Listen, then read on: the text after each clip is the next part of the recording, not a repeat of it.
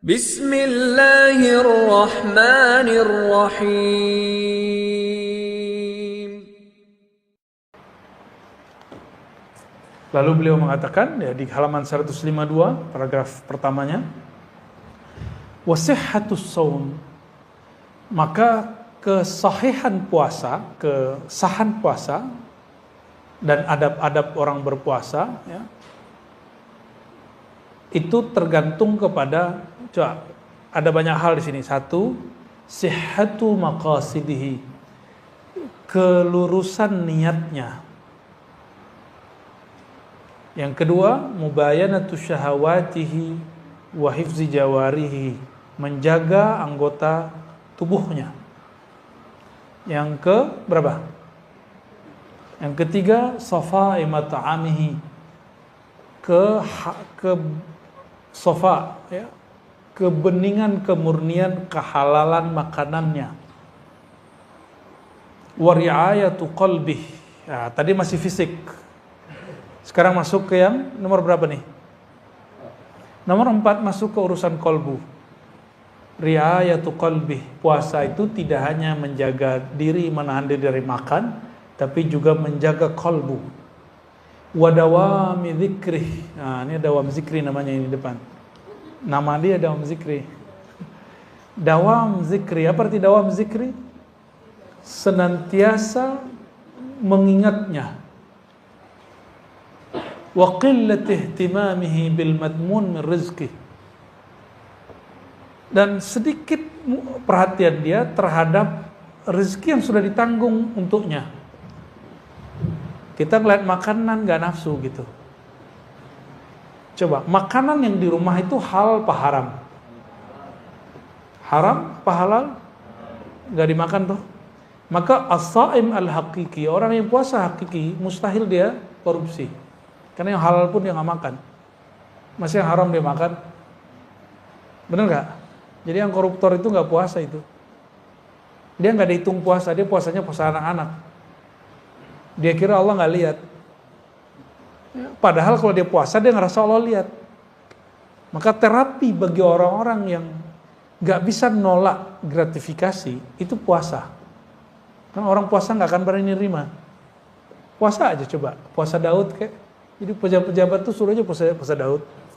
Bukan biar jabatannya lanjut, bukan. Ngapain jabat cuma 5 tahun tapi dilaknat Allah sampai mati. Untuk apa? Ya, ini yang dilupakan oleh caleg-caleg ini ya. Caleg-caleg pejabat-pejabat. Antum bayangkan. Nyalek belum tentu juga selesai 5 tahun, ada yang mati duluan. Kalau diangkat jadi pejabat, kadang-kadang dimutasi 3 bulan. Orang menjabat cuma sekian hari, sekian bulan, sekian tahun, tapi Allah memusuhi dia bertahun-tahun sampai mati. Mau begitu? Nauzubillah min dzalik. Itu sudah berapa? Sudah 6. Naik lagi.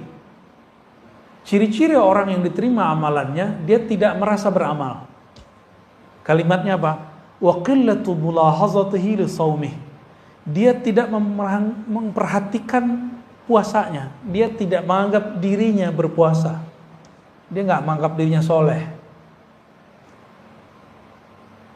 Wa wajlihi min taqsirihi, dia menganggap puasanya enggak sempurna. Nah, jadi ini yang adab kalau mau berbuka. Sebelum berbuka baca syahadat, lalu baca istighfar. Asyhadu an la ilaha illallah, asyhadu anna Rasulullah, lalu baca istighfar. Coba diingat, mau berbuka apa yang dibaca? Kenapa syahadat? Kita yang diterima itu cuma orang yang bersaksi. Yang diterima itu cuma orang yang bersaksi. Orang yang tidak bersyahadat, amalannya tidak diterima apapun di sisi Allah, karena persaksian dia tidak ada, dia syirik. Terus istighfar. Apa yang diistighfarkan?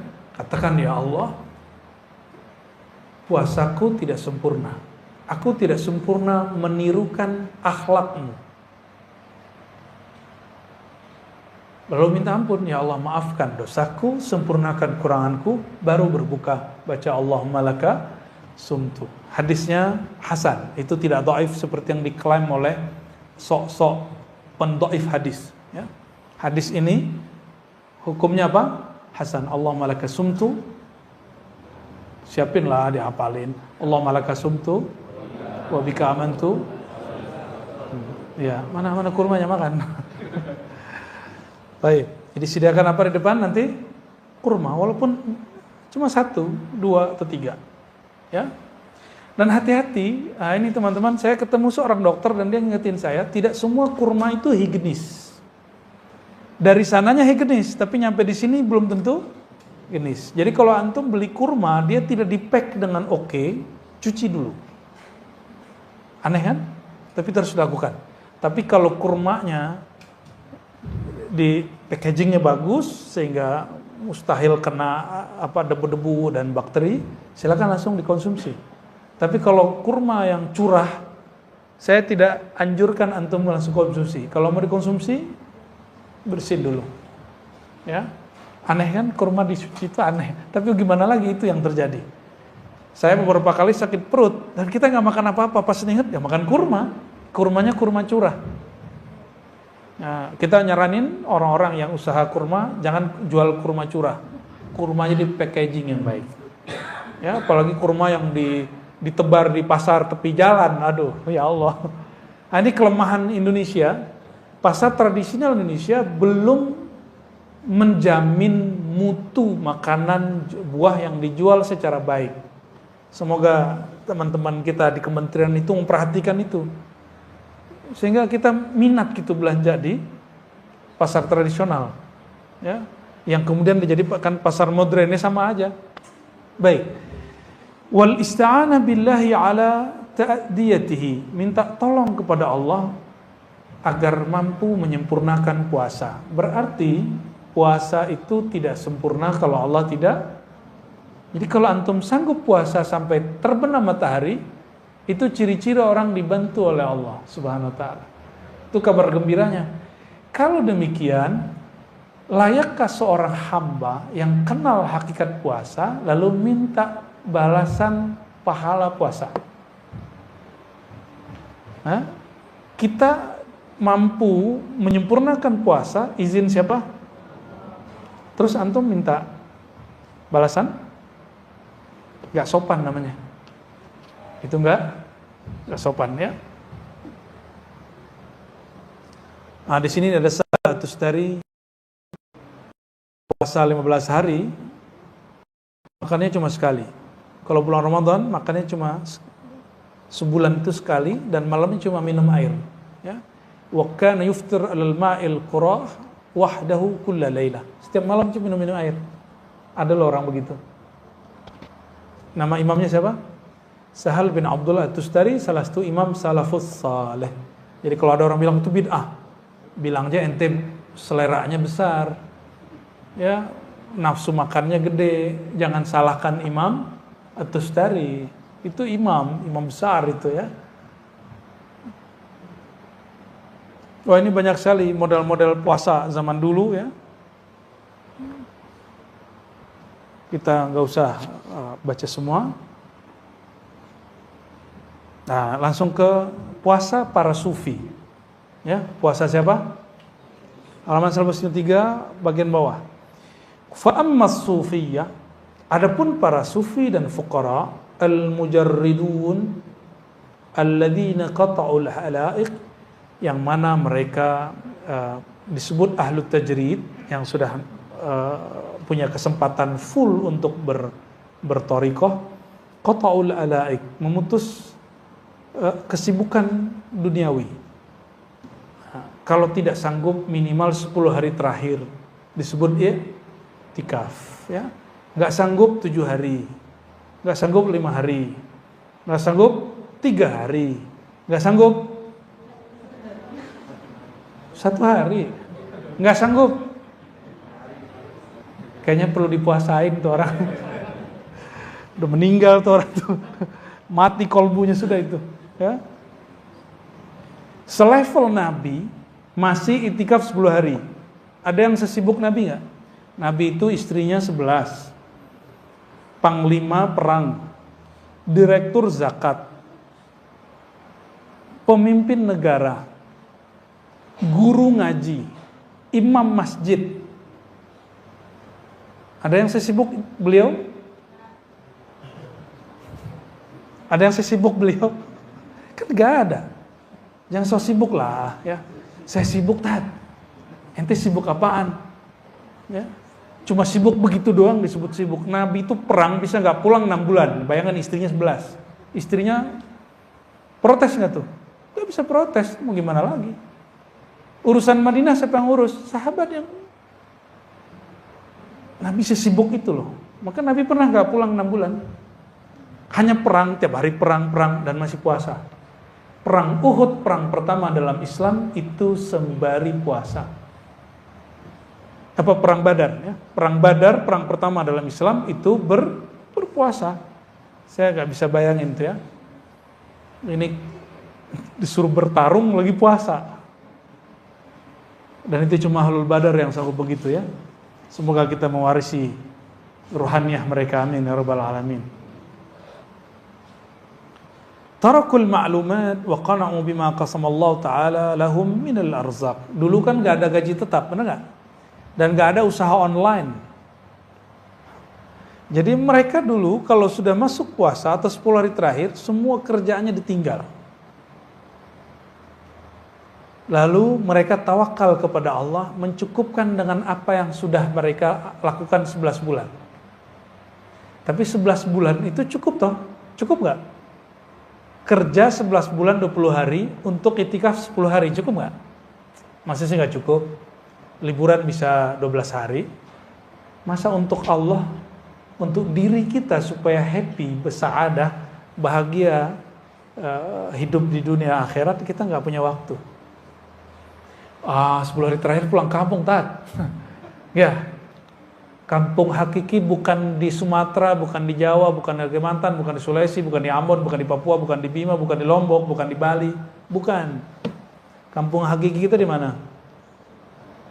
Ini ilmunya Buya Aldomi itu. Al-Watan, Al-Asl. Ya, itu istilahnya. Sirrul Asrar. Kitab Sirrul Asrar. Syekh Abdul Qadir Al-Jilani mengajarkan, kampung hakikimu bukan sini, bro. Ya. Kampung hakikimu itu bukan alam ini, tapi kampung hakikimu di mana awal sumbernya ruh ditiupkan. Situ sumbernya. Harus pulang ke sono. Itu yang disebut pulang kampung. Pulang kampung menyenangkan nggak? Pulang kampung ke al-watan al-asl. Pulang kampung ke kampung rohani lebih membahagiakan lagi. Pulang kampung mungkin orang tuanya sudah meninggal, tapi al-watan al-asal itu ruhnya gak pernah meninggal. Yang di sono gak pernah meninggal. Ayahanda ruh, induknya ruh gak pernah meninggal. Saya sekarang pulang kampung sudah gak ada minat. Kenapa? Ayah saya udah wafat 4 bulan lalu. Ibu saya udah meninggal sebelum pandemi. Paling ada cuma saudara. Kalau gak ada surau suluk di kampung, saya nggak mau pulang. Kenapa? Surau Suluk itu kenangan saya merasakan al-watan al-asal. Kampung yang asal muasal itu. Zahirnya surau, zahirnya zawiyah, ribat. Batinnya, rohaninya berpulang kepada kampung sejatinya. Ya, oleh karenanya, udahlah, nggak usah sibuk-sibuk mudik-mudik lagi ya. 10 hari terakhir itu sibuklah mudik ke kampung rohani. Sepakat ya? Cuma sayangnya kayaknya suluknya pendaftarannya sudah tutup. Semoga tahun depan tempat ini bisa dijadikan, nggak usah nunggu tahun depan, karena suluk kita ada 4 kali atau 5 kali setahun. Jadi ada suluk Rabiul Awal, harusnya ada suluk Muharram. Suluk Muharram, suluk Rabiul Awal, suluk Rajab, suluk Sya'ban, bahkan ada Sya'ban, ada suluk Ramadan. Tapi suluk Sya'ban saya tiadakan. Yang ada tadi apa? Muharram, Rabiul Awal. Ya. Kalau guru kita yang dulu Zulhijjah ditambahkan. Tapi kita kalau Zulhijjah lebih senang haji. Ya. Tapi sampai hari ini guru saya masih buat. Jadi suluk Zulhijjah masih buat di beberapa tempat ya. Baik. Wa qana'u bima qasama Allah taala lahum min al-arzaq. Jadi orang puasa, suluk saum, suluk puasa itu menumbuhkan satu sifat namanya qanaah. Apa arti qanaah? Merasa cukup dengan apa yang ada. Ya. Jadi ciri-ciri puasanya sukses, waktu berbuka itu dia berbuka tanpa bernafsu untuk menghabiskan makanan yang banyak. Nah coba cek nanti ya. Antum kayaknya gimana gitu sebelum mau berbuka itu kayaknya nafsu mau makan ini, mau makan itu.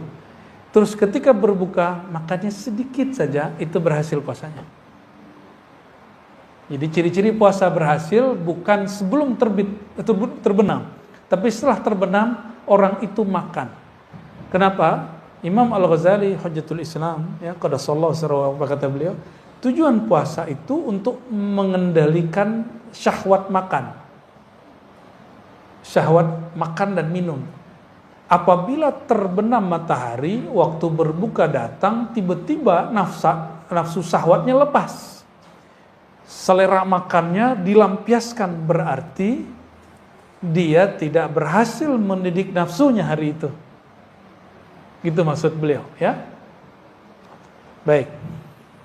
Wala yadruna ayya waqtin yasuqullahu ta'ala ilaihim arzaqahum minal ghaib. Mereka tidak mikirin lagi selama waktu-waktu tersebut Allah mengantarkan rezeki ke mereka dari pintu mana aja, ya. Wa ala yadin man yab'atsullahu ta'ala lahum, atau lewat siapa saja. Fa awqatu haula atammu min awqatis sha'im alladhi yarja' ila ma'lumin wa ma'hudin min at-ta'am al-musta'id li iftarihi. Ini yang disebut puasa hakikat. Jadi puasa hakikat memutus ikatan diri dengan selain Allah, lalu merasa cukup dengan pemberian Allah, tidak lagi kemudian sibuk dengan asbab, langsung kepada sumbernya. Ini yang disebut ahlut tajrid. Siapa? Ahlut tajrid. Orang-orang seperti ini dia puasa meskipun lagi makan. Tapi ini baru puasa hakikat. Puasa syariat gak boleh ditinggal, wajib diamalkan, ya. Jadi kalau diterjemahkan apa itu puasa hakikat? Ketika dirimu memutus harapan kepada selain Allah, sudah cukup. Kalau orang memutus harapan kepada selain Allah, mungkin gak dia iri dengki? Mungkin gak iri dengki? Mungkin gak dia emosi ngeliat orang dapat rezeki? Emosi dengan coblosan dia gak jadi? Nyoblos, tapi yang dicoblos gak kepilih jadi presiden. Atau antum nyalek, gak dicoblos orang, emosi gak? Calon legislatif kok stres? Wakil rakyat stres. Alhamdulillah ente gak jadi wakil rakyat. Karena kalau wakil rakyat stres, ada masalah, gimana dia mimpin kita? Kalau dia punya masalah, punya penyakit kejiwaan. Maka saya bersyukur orang-orang stres itu gak jadi caleg. Ya, silakan marah. Anda perbaiki dulu dirinya baru nyalek. Ya, yang nyalek-nyalek itu perbaiki dulu dirinya, insya Allah jadi itu. Itu yang 02 aja berapa kali nyalon kan? Nyalon tahun berapa? 02 gitu. Luar biasa itu. Gigih sekali itu, manjadda wajada itu. Serius, aneh bukan lagi canda, aneh serius. Tahun berapa beliau? Ya. Itu luar biasa itu. Ya. Dari zaman SBY kan? Udah ganti SBY jadi Jokowi. Beliau masih terus nyundul langit. Dari tadinya keras, emosi tinggi, ternyata dia kemudian membersihkan kolbunya. Dan saya berdoa, berharap semoga Allah tetap bersihkan kolbunya, beningkan kolbunya. Dan dia mesti lebih bening lagi dari presiden sebelumnya. Ya, karena tantangannya lebih berat. Kita doakan ya. Salah satu kewajiban orang belajar tasawuf mendoakan pemimpin siapapun mereka. Maka nggak ada sufi-sufi itu yang suka berontak. Sufi itu menasehati pemimpin. Karena itu jihad paling tinggi. Pemimpinnya zolim misalnya, tapi tetap doain baik-baik, bukan doain buruk. Bukan kalau lagi celaka ngomong, celaka lo gituin. Ya. Tuh karena ente zolim ma'ana, ente celaka. Sufi nggak ngomong begitu. Ya, sufi kullu sufiyin, ya, setiap sufi yang saya kenal yad'u lil umara, mendoakan kebaikan untuk para pemimpin. Oleh karenanya jangan heran kalau ada sufi jadi watempres, itu saya nggak heran. Ya, saya nggak heran. Jadi antum yang heran berarti nggak kenal siapa sufi. Ya, dia watempres, ada kan? Ya, kita maklumi itu. Kalau bukan beliau yang watempres, nanti watempresnya orang kebatinan gimana ya? Atau orang kepercayaan gimana? Atau orang yang tidak sejalan dengan keyakinan kita gimana? Itu kan luar biasa sebenarnya. Logikanya terbalik dari kita dan itu benar.